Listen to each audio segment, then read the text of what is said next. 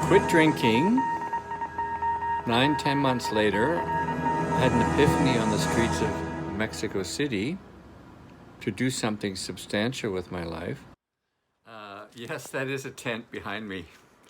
We have a guest here from Guadalajara, a wonderful dancer, Mario Aguilar, who's at Ballet BC Intensive this summer, first Mexican ever to have anything to do with Ballet BC. So chapter 7.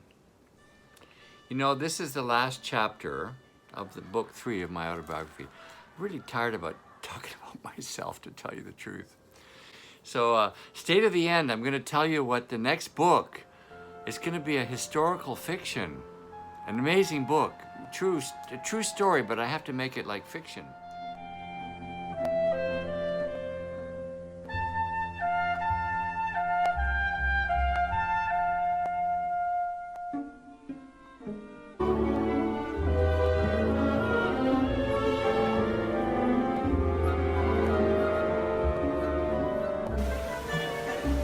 Es el ave de mil colores que me alegra la mañana. Ya muy pronto vendrán mis hijos, cuánto amor, cuánta esperanza. Chapter 7 is about the final piece of the puzzle on this new career that I started with this third book is about.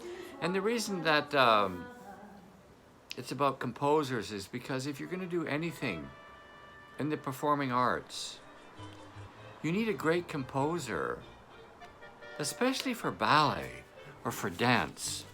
You know, Petipa said that he would have been nothing without Tchaikovsky. And Diaghilev said the same thing about Stravinsky. And there's so many.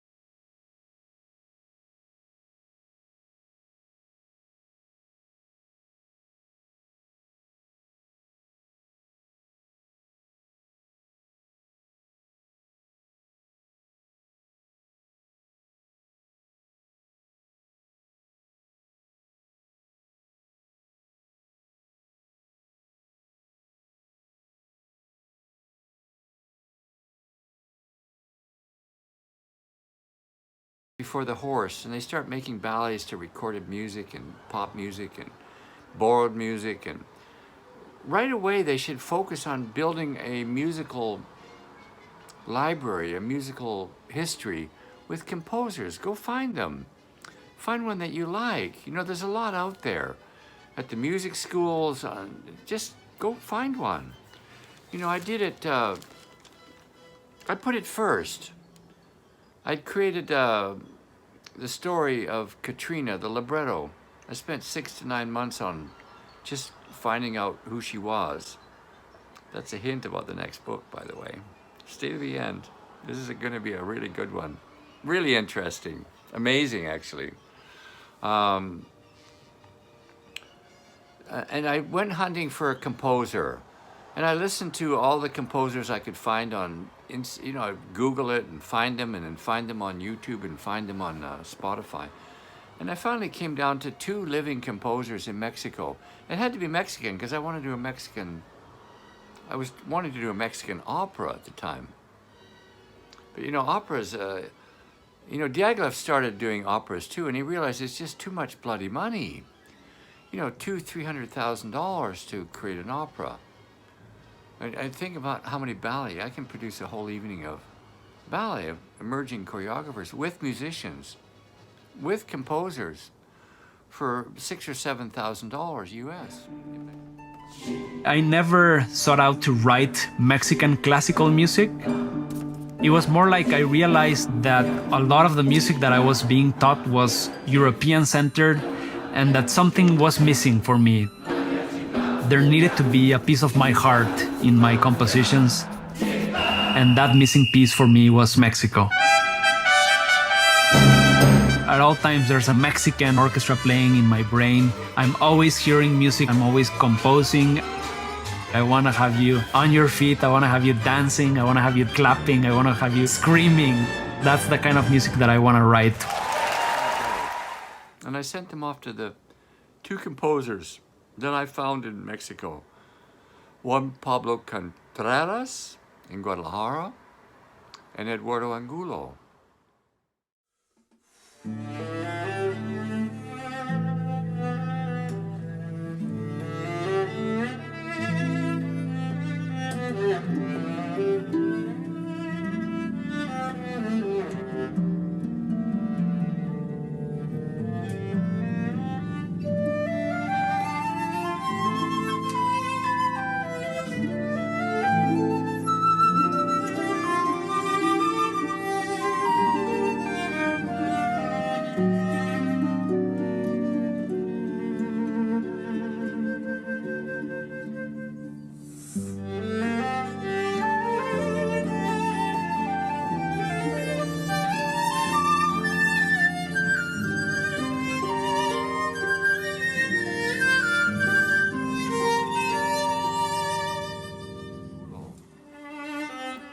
And I listened to all their music, and I could hear dancing potential in all of their music. And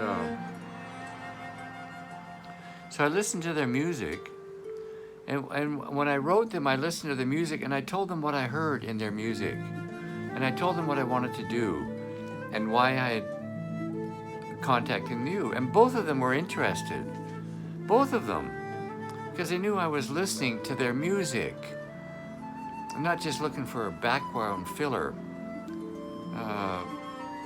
One time I went to, I'll tell you a quick story. One time, this is my last chapter, so you're gonna have to listen to a few stories. So I went to one thing at the dance center. They have a thing where they sponsor young choreographers. And one of the dancers, they were with Ballet BC at the time, did a little piece. It was kind of interesting, about young love or something like that, whatever it was, teenage love or something like that. And they used the music from Traviata.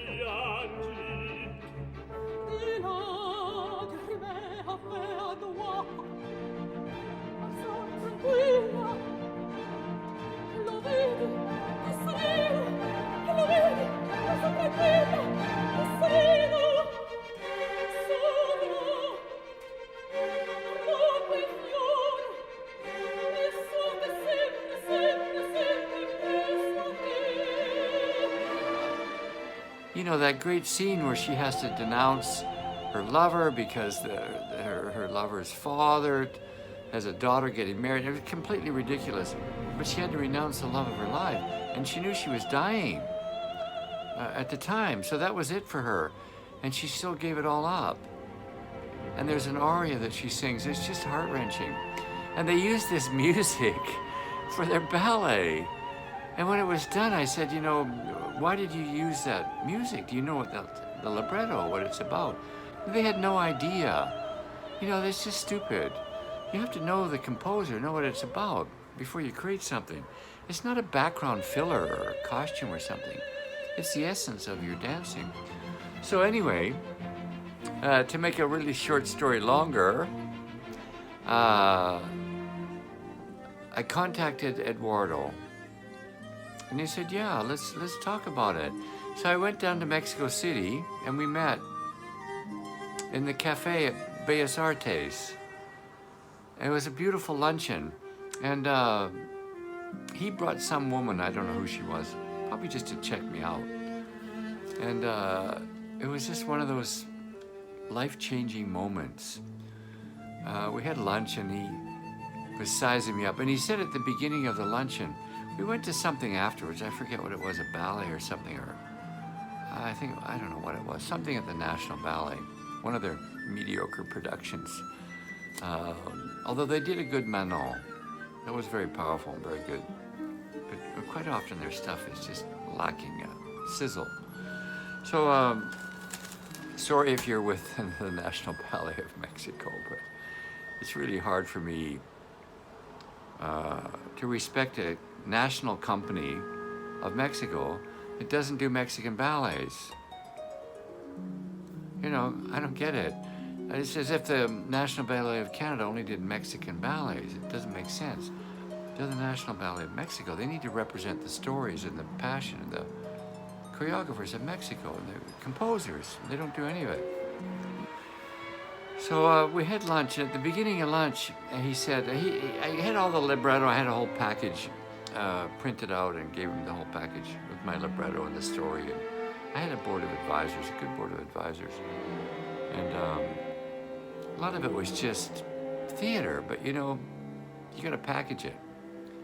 So at the beginning of the lunch, he said, you know, tell me what's going on, what you want to do, and I'll think about it for a few days, and I'll let you know what's up. So I got all into my story and how I discovered the story about that Katrina and why, and the 43 students of Ayutthaya and my epiphany on the streets of Mexico City, and why I want to do something so that those children would never be forgotten, and make an opera, a story. Because, you know, if you make a great story, it'll live forever. The latest crisis, you know, people are already forgetting about the 43 students, and you mention it now, people go, huh, what? I think it was 7 years ago, September 26th. So at the end of lunch, he said, I'm in, I'm all in. And it wasn't, I realized later, it wasn't the story, it wasn't my libretto, because he told me he didn't like it. It was just too wordy. And we're never going to use it, really. We're going in a whole other direction. So what he liked was my enthusiasm and commitment, and that I would work and listen and do the hard work. And we've had an incredible relationship. That was just the beginning. And I started working with his music, and you know, the songwriting came later. I started hearing the words in his music. You know, the way I work is I just put the music on a loop and I just listen to the same thing. I think it's called being an idiot, but I don't listen to random music or the radio or anything like that. I just listen to the music that I put together. I pulled together music of his, and I started hearing the words and the stories and the music. And when I tell them to Eduardo, he says he doesn't hear that. You know, he's just writing the music. He has an idea, but he doesn't hear the words and doesn't see the visual stories. So we really work together. He's kind of like a brother, artistic brother. I have a couple of them. My Manuel Sotomayor, we work on the librettos together. Turns my thoughts and visions into beautiful Spanish, which I could never do. So that's how we started working. And all I can say is the rest of my autobiography is going to be in my YouTube channel. And I'd encourage you to just go in and look at the playlist. You know, there's stuff about the...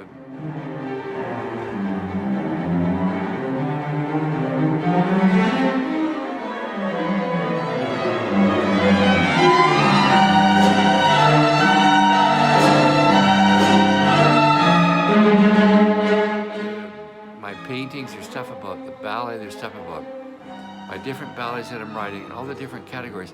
So take a look in there and just follow through. Also, there's the history of the choreography course in there.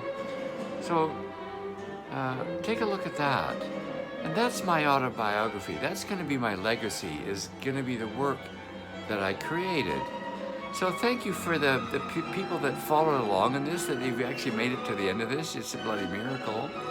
And I'm very thankful and honored. It's not how many, it's who. And some of you are the most wonderful people I know. And thank you for that. Now, the next book, listen to this. when I was at the river. You know, I go down to the river every day and get high and just turn everything off, internet and people, and just listen with the music going. And I eventually started to, you know, that great writer, King, the horror story guy. You know, I saw an interview that he did once, and they asked him how he writes his books. And he said he lives within the characters. He develops each character so that they become real inside of him. And then he takes, none of them are him. They're all imaginary characters that he builds. And then he puts them in a situation. And then he knows what they're going to do because he knows who they are. And that kind of inspired me. I thought, well, that's what I did with Katrina. I just started thinking about her and her life and the music. And you know, after a while, she came to me and she spoke to me over a period of about 6 months and told me the story of her life. She's a real woman. You know, there's a real woman and they have spirits and they want to be heard. The death mask and Dia de Muertos and all of that stuff has absolutely nothing to do with her as a woman. She was here before that, and it's a fascinating story. And that's gonna be my next book, Katrina, the real woman behind the mask. It's an incredible story. You know, you can't make this shit up. Married to a guy, and then in the beginning of the revolution, south of Lake Chilapa, in that area is where the mask was first seen. And her husband was on the wrong side, and the children were and he ended up killing his own sons, and a whole thing. And she ended up getting her husband killed, and she ends up going from just a woman, a florist, a simple florist, trying to make a living and raise her children. She ends up becoming a murderer, essentially, and having affairs with all these men and joining the revolution. And it's an amazing story.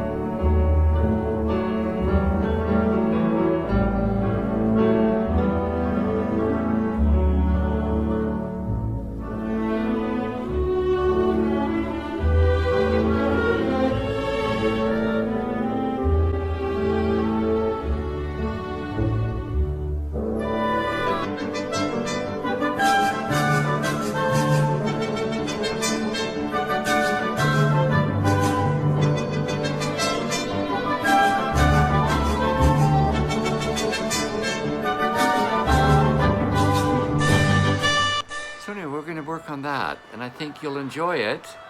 And it's no longer about me. This is the end of me, and the beginning of me telling the stories of the characters that live within me. You know, there's 3 more. It's going to be good shit. And I'm going to retire from production and producing ballets, and there's no more competition. And I'm going to retire in 2025 and just write. I've got 4 books. All historical fiction, stories told to me about real women that really lived in the past. The spirits came to me, and I think you'll enjoy it. And if they don't lock me up, who knows? Thank you.